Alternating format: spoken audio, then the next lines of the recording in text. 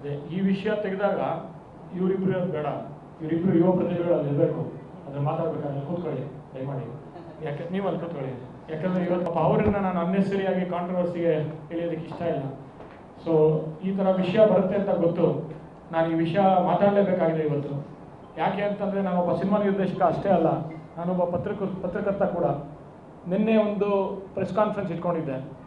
ನಿನ್ನೆ ಒಂದು ಪತ್ರಿಕಾಗೋಷ್ಠಿಯಲ್ಲಿ ಶಿವಮೊಗ್ಗನಲ್ಲಿ ನನ್ನ ತಂದೆ ಹುಟ್ಟಿದ ಒಂದು ಜಾಗ, ಅದು ಅದ್ಭುತವಾಗಿ ವರದಿಗಳು ಮಾಡಿದ್ದಾರೆ ವರದಿಗಾರರು. ಒಂದು ಮಾರ್ಮಿಕವಾಗಿ ಇಂದ್ರಜಿತ್ ಮಾತಾಡಿದ್ರು ಅಂತ ಹೇಳಿದ್ದಾರೆ.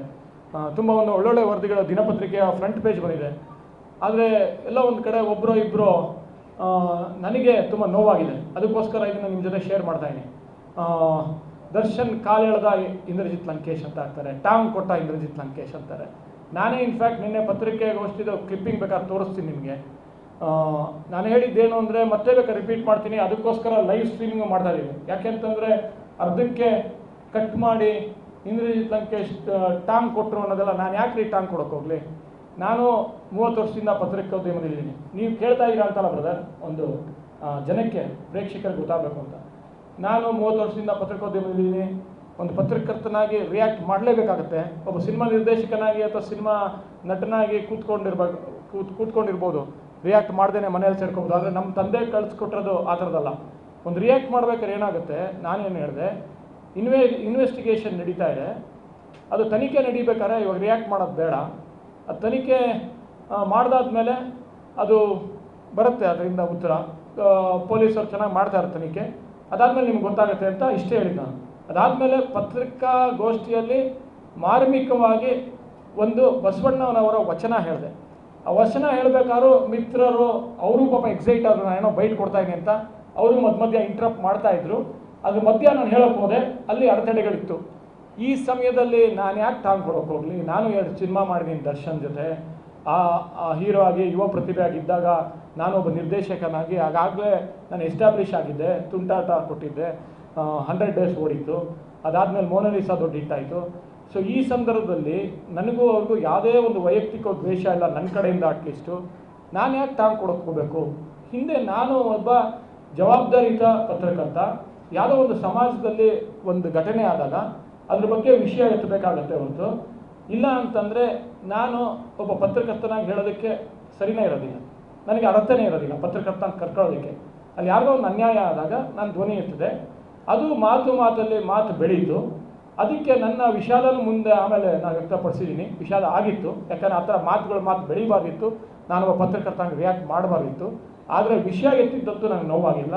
ಆ ವಿಷಯ ಎತ್ತಿದಾಗ ಒಂದು ಮಾತು ಹೇಳಿದೆ. ನಾನು ಏನು ಮಾತು ಹೇಳಿದೆ ಅಂದರೆ, ಮುಂದೆ ಅನಾಹುತ ಆಗುತ್ತೆ, ಅದಕ್ಕೋಸ್ಕರ ಅವ್ರು ಒಳ್ಳೆಯದಕ್ಕೋಸ್ಕರ ಇದು ಹೇಳ್ತಾ ಇದ್ದೀನಿ ಅಂತ ಹೇಳಿದೆ ಹೊರತು ಅದಲ್ಲ. ಅದೇನಾರ ಒಬ್ಬ ಸ್ನೇಹಿತನಾಗೋ ಅಥವಾ ಒಬ್ಬ ಸಹನಟನಾಗೋ ಅದನ್ನು ಕೇಳಿದರೆ ಇವತ್ತು ಈ ಥರ ಒಂದು ಅನಾಹುತ ಆಗ್ತಾ ಇರಲಿಲ್ಲ. ಅದು ನೋಡಿ ಇವತ್ತು ಈ ಥರ ಅನಾಹುತ ಆಗಿದೆ. ಆದರೂ ಕೂಡ ಇವತ್ತು ಹೇಳ್ತಾ ಇದ್ದೀನಿ, ಇನ್ವೆಸ್ಟಿಗೇಷನ್ ನಡೀತಾ ಇದೆ, ಅದರಿಂದ ಪ್ರತಿಕ್ರಿಯೆ ಹೊರಗೆ ಬರುತ್ತೆ. ಅದು ಯಾವ ಥರ ಬರುತ್ತೆ ಅಂತ ನೋಡ್ಬಿಟ್ಟು ರಿಯಾಕ್ಟ್ ಮಾಡ್ತೀನಿ. ಯಾಕೆಂದರೆ ಇನ್ನೂ ಇನ್ವೆಸ್ಟಿಗೇಷನು ತನಿಖೆ ನಡೀತಾ ಇದೆ, ದಿನಕ್ಕೂ ಕ್ಷಣಕ್ಕೂ ಬದಲಾಗ್ತಾ ಇದೆ. ಅಥವಾ ವಿಷಯಗಳು ನೀವು ನೋಡಿದರೆ ಯಾವ ಥರ ಬದಲಾಗುತ್ತೆ ಮುಂದೆ ಅಂತ. ಈ ಥರ ಸಂದರ್ಭದಲ್ಲಿ ನಾನು ಯಾಕೆ ಟಾಂಗ್ ಕೊಡೋಕೆ ಹೋಗಬೇಕು? ಟಾಂಗ್ ಕೊಡೋಕ್ಕೆ ನನಗೇನಿದೆ ಅವ್ರ ಜೊತೆ ವೈಯಕ್ತಿಕ ದ್ವೇಷ ಆಗಲಿ? ಒಂದು ಸಮಾಜದಲ್ಲಿ ಏನಾರ ಒಂದು ತೊಂದರೆ ಆದಾಗ ಅದನ್ನು ನಾವು ಪತ್ರಕರ್ತರಾಗಿ ಜವಾಬ್ದಾರಿಯುತವಾಗಿ ನಮ್ಮ ಲಂಕೇಶ್ ಹೇಳ್ಕೊಟ್ಟಿರೋದು, ಅದು ಹೇಳಬೇಕು ಜನಕ್ಕೆ ಅಂತ. ಯಾವುದೇ ಒಂದು ನವಲ್ಗೊಂದು ಗಲಾಟೆ ಆದಾಗ ನಮ್ಮ ತಂದೆ ಬರೀ ರಿಪೋರ್ಟ್ ಮಾಡಲಿಲ್ಲ, ರಿಪೋರ್ಟ್ ಜೊತೆಗೆ ರೈತರ ಸಮಸ್ಯೆಗೋಸ್ಕರ ಬಂದು ಅಲ್ಲಿ ರೈತರ ಜೊತೆ ಕೂತ್ಕೊಂಡು ಗೋಲಿಬಾರ್ ಆದಾಗ ಒಂದು ಹೋರಾಟ ಮಾಡೋದು. ಪತ್ರಕರ್ತರ ಜವಾಬ್ದಾರಿಯಲ್ಲಿ ಹೋರಾಟ ಮಾಡಿ ಅವ್ರಿಗೆ ನ್ಯಾಯ ಒದಗಿಸೋದು, ಬರೀ ಲೇಖನಲ್ಲೇ ಸೀಮಿತವಾಗಬಾರ್ದು ಹೊರತು ಆ ಥರ ನಾವು ಬೆಳೆದಿರೋದು ಅವ್ರ ತಂದೆ ಲಂಕೇಶ್ ಅವರ ಒಂದು ಗರಡಿಯಲ್ಲಿ. ಸೊ ಈ ಥರ ಬೆಳೆದಾಗ ನನಗೂ 2 ಗಂಡು ಮಕ್ಕಳಿದ್ದಾರೆ, ನನಗೂ ಜವಾಬ್ದಾರಿ ಇದೆ. ಆಮೇಲೆ ನನ್ನ ಸಮರ್ಜಿತ್ ಲಂಕೇಶ್ ಡೆಬ್ಯೂ ಮಾಡಬೇಕಾದ್ರೆ ವಿಜಯಲಕ್ಷ್ಮಿ ಅವರು ಪಾಪ ಹಾರೈಸಿದ್ದಾರೆ. ಇವತ್ತಿನ ಒಂದು ದಿನ ನಿಮ್ಮ ಮಾಧ್ಯಮದ ಮೂಲಕ ಹೇಳ್ತೀನಿ, ಅವರ ವಿಜಯಲಕ್ಷ್ಮಿಗಿರಲಿ ಪಾಪ ಅವ್ರ ಮಗನಿಗಿರಲಿ ಭಗವಂತ ಶಕ್ತಿ ಕೊಡಲಿ. ಈ ಸಂದರ್ಭದಲ್ಲಿ ಅದು ಯಾರು ಅನ್ಯಾಯ ಮಾಡಿದಾರೋ ಇದೇ ಸಂದರ್ಭದಲ್ಲಿ ಹೇಳ್ತೀನಿ, ಒಬ್ಬ ಮಹಿಳೆ ಪಾಪ ಗರ್ಭಿಣಿ ಆಗಿದ್ದಾಳೆ, ಅವ್ರ ಗಂಡನ ಕಳ್ಕೊಂಡಿದ್ದಾರೆ, ಅವ್ರಿಗೆ ನ್ಯಾಯ ಒದಗಿಸ್ಕೊಡಿ,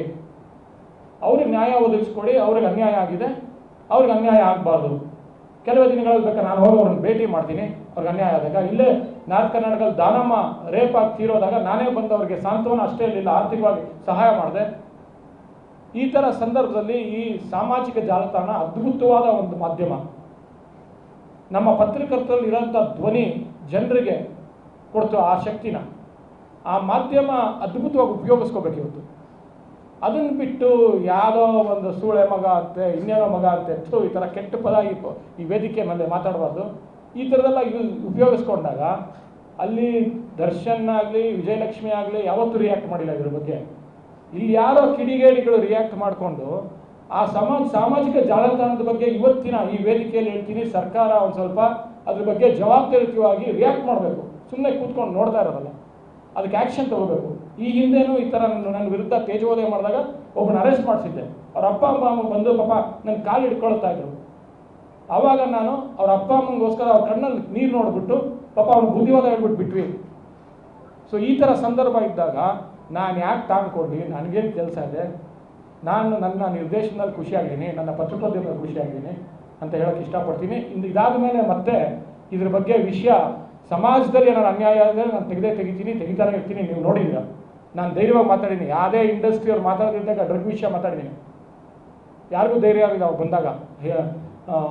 ಮಕ್ಕಳುಗಳು ಸಫರ್ ಮಾಡ್ತಾಯಿದ್ರು ಅವತ್ತು. ಅವ್ರಿಗೋಸ್ಕರ ಬಂದೆ ಆಚೆ ಧೈರ್ಯವಾಗಿ ಬಂದು ಮುಂದೆ ಅವತ್ತು ಒಂದು ಸ್ವಲ್ಪ ನ್ಯಾಯಯುತವಾಗಿ ಜನರಿಗೊಂದು ಅವೇರ್ನೆಸ್ ಕ್ರಿಯೇಟ್ ಆಗಂಗೆ ರಿಯಾಕ್ಟ್ ಮಾಡಿದ್ವಿ. ಇವತ್ತು ಹಲವಾರು ಯುವಕರಿಗೆ ಅದ್ರ ಪರಿಣಾಮ ಗೊತ್ತಾಗಿ ಒಂದು ಸ್ವಲ್ಪ ಭಯ ಹುಟ್ಟಿದೆ, ಇವಾಗ ತೊಗೊಂಡ್ರೆ ತಪ್ಪೋದು ಅಂತ.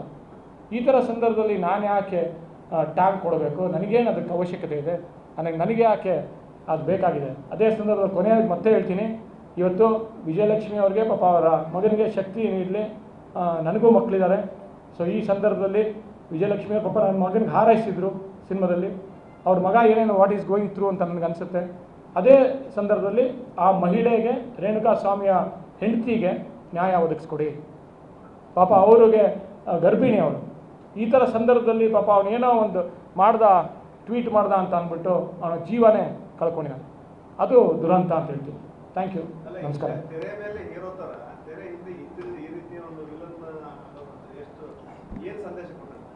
ಇಲ್ಲ, ಈಗಾಗಲೇ ನಾನು ಸಂಪೂರ್ಣವಾಗಿ ಮಾತಾಡಿದ್ದೀನಿ.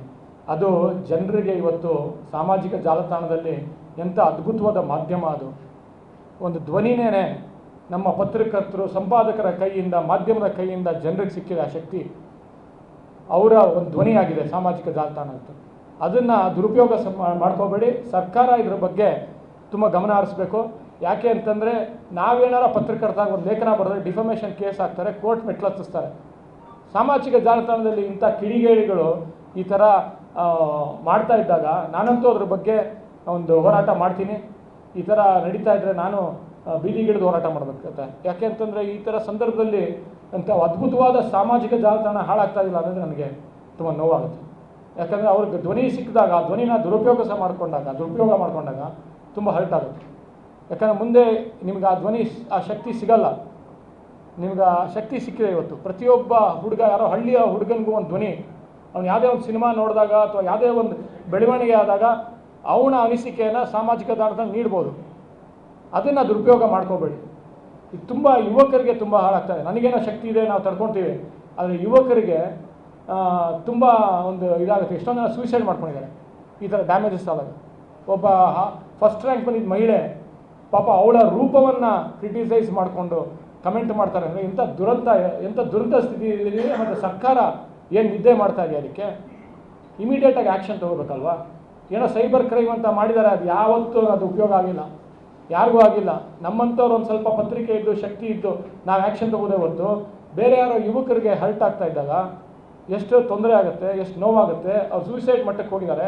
ಮತ್ತು ಸರ್ಕಾರ ಅವ್ರ ಮನೆಯಲ್ಲಿ ಯಾವುದೇ ಮಂತ್ರಿಗಳು, ಮುಖ್ಯಮಂತ್ರಿ ಅವ್ರ ಮನೆಯಲ್ಲಿ ಆದಾಗ ಅವ್ರಿಗೆ ಗೊತ್ತಾಗುತ್ತೆ. ಈ ಥರ ಟ್ರೋಲ್ ಮಾಡಿದಾಗ ಅಥವಾ ಯಾರು ತೀರೋದಾಗ ಅವಾಗ ಅವ್ರಿಗೆ ಗೊತ್ತಾಗುತ್ತೆ ಹೊರತು ಅಲ್ಲಿ ತನಕ ಈ ಸೈಬರ್ ಕ್ರೈಮ್ ಇದ್ದೇ ಮಾಡ್ತಾ ಇರುತ್ತೆ. ನಿಜವಾಗ್ಲೂ ಇದು ದುರಂತದ ಒಂದು ವಿಷಯ. ಇದು ಅತಿ ಶೀಘ್ರದಲ್ಲೇ ಇದರ ಬಗ್ಗೆ ಆ್ಯಕ್ಷನ್ ತೊಗೋಬೇಕು. ಡಿಫಮೇಷನ್ ಬಂದಾದಮೇಲೆ ನಮಗೂ ಜವಾಬ್ದಾರಿ ಬಂತು. ಒಂದು ಜವಾಬ್ದಾರಿಯುತವಾಗಿ ನಾವು ರಿಯಾಕ್ಟ್ ಮಾಡ್ತೀವಿ. ನಮಗೆ ಜವಾಬ್ದಾರಿ ಇದೆ ಮುಂಚೆ ನನ್ನ ಪತ್ರಕರ್ತರಿಗೆ. ಅದೊಂದು ಪ್ಲ್ಯಾಟ್ಫಾರ್ಮ್ ಆಗಿದೆ. ಆದರೆ ಸಾಮಾಜಿಕ ಜಾಲತಾಣದಲ್ಲಿ ಈ ಥರ ಡಿಫಮೇಷನ್ ಇಲ್ಲ, ಯಾರ ಮೇಲೂ ಆ್ಯಕ್ಷನ್ ತೊಗೊಳ್ಳಲ್ಲ. ಶಕ್ತಿಯುತರಾಗಿದ್ದರೆ ಮಾತ್ರ ಆ್ಯಕ್ಷನ್ ತೊಗೋಬೋದು.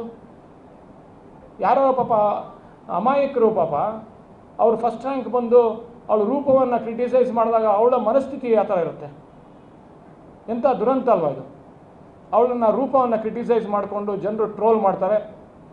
ಇತ್ತೀಚೆಗೆ ಒಬ್ಬ ಅದ್ಭುತವಾದ ಕ್ರೀಡಾಪಟು ಅವರ ಬಟ್ಟೆ ಬಗ್ಗೆ ಕ್ರಿಟಿಸೈಸ್ ಮಾಡ್ತಾರೆ, ಅವರ ಆಟದ ಬಗ್ಗೆ ಕ್ರಿಟಿಸೈಸ್ ಮಾಡಬೇಕು. ದುರಂತ ಇದೆ. ಧನ್ಯವಾದಗಳು. Thank you. ನಾನು ತುಂಬ ಜಾಸ್ತಿ ಮಾತಾಡಿದೆ ಅನಿಸುತ್ತೆ. ಸಾರಿ.